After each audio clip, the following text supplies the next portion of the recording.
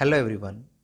As we are approaching the end of January 2023 and February is about to begin, all eyes are on India's most awaited financial event. On 1st February 2023, Finance Minister Srimati Nirmala Sitharaman will present the Union Budget 2023-24 amidst the challenges like global economic slowdown, inflation, liquidity tightening, geopolitical tensions and re-emergence of COVID-19.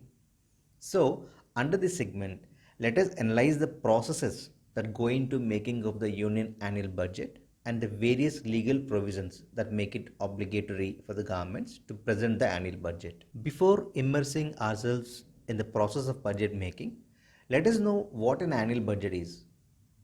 The union budget is the annual financial statement of a government that lays out a fiscal roadmap for the country for the next fiscal year, which starts from April 1st and concludes on March 31st next year.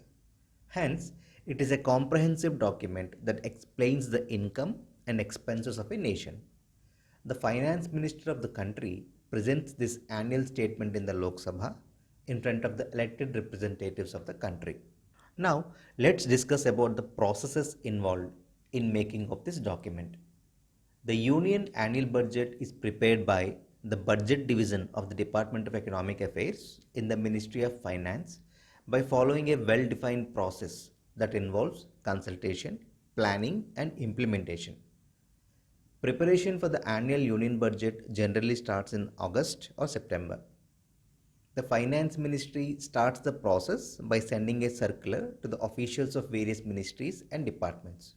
This includes requesting estimates of expenditure from various ministries, states, union territories, and autonomous entities for the upcoming fiscal year.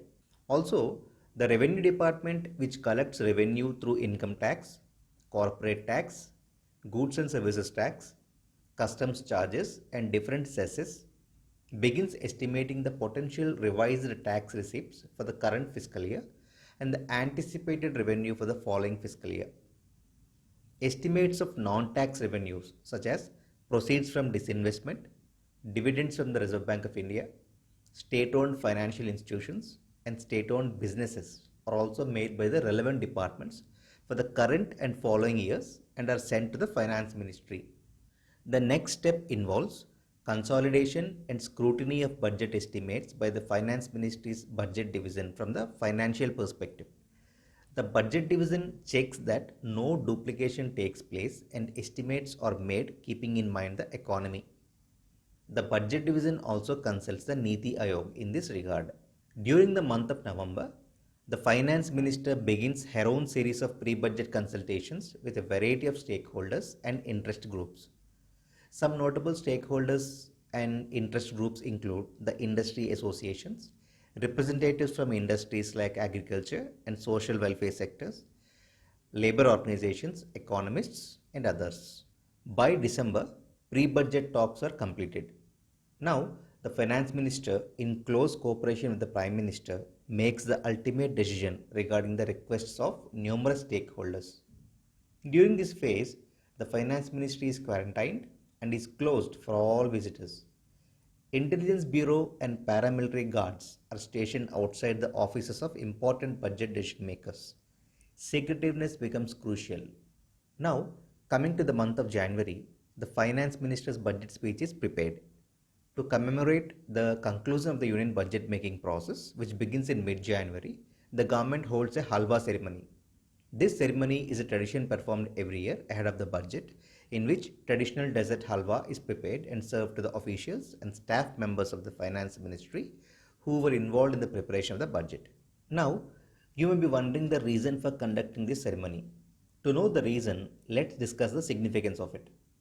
The ceremony is significant because after it is over, the officials involved in creating the budget enter what is called a lock-in period, during which they stay in the basement of North Block. They are cut off from the world outside to maintain secrecy around the final budget document. They come out of this period only after the Finance Minister completes her budget speech in the Lok Sabha on February 1. It is considered a gesture of appreciation for those who have worked on the budget. Also, the ceremony officially kicks off the printing of the budget documents. However, The ceremony was not conducted for the past 2 years in lieu of the COVID-19 pandemic. Also, the budget went digital and only bare minimum documents were printed, and the bulk distribution of these documents is now happening via mobile app or on the website. Now, after traveling through the processes involved in making the budget, let's shift our focus towards the legal provisions related to this document. According to Article 112 of the Indian Constitution, the Union budget of a year is referred to as the annual financial statement.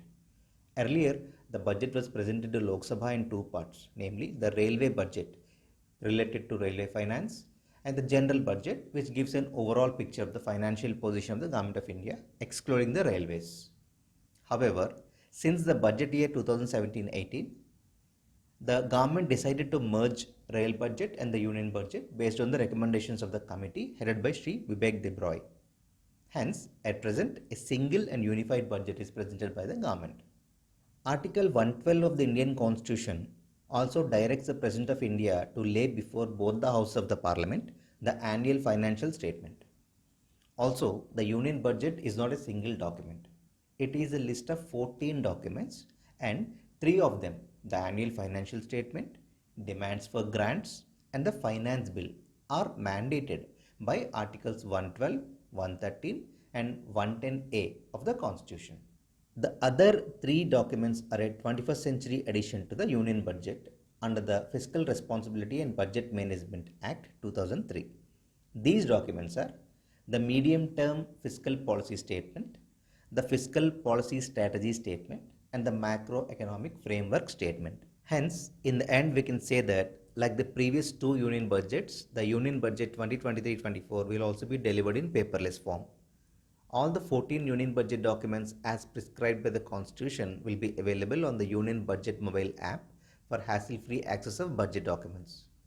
Now, with the spotlight of the entire nation on this most awaited financial event, the questions that are generally looming in the minds of the people are whether India will be looking to fire up its manufacturing or not, or will India build a bulwark against global uncertainties, and what will the budget offer the ever-expanding middle class of India? Well, the answers to these questions will be directly or indirectly answered by the Finance Minister herself on 1st February 2023. Thank you.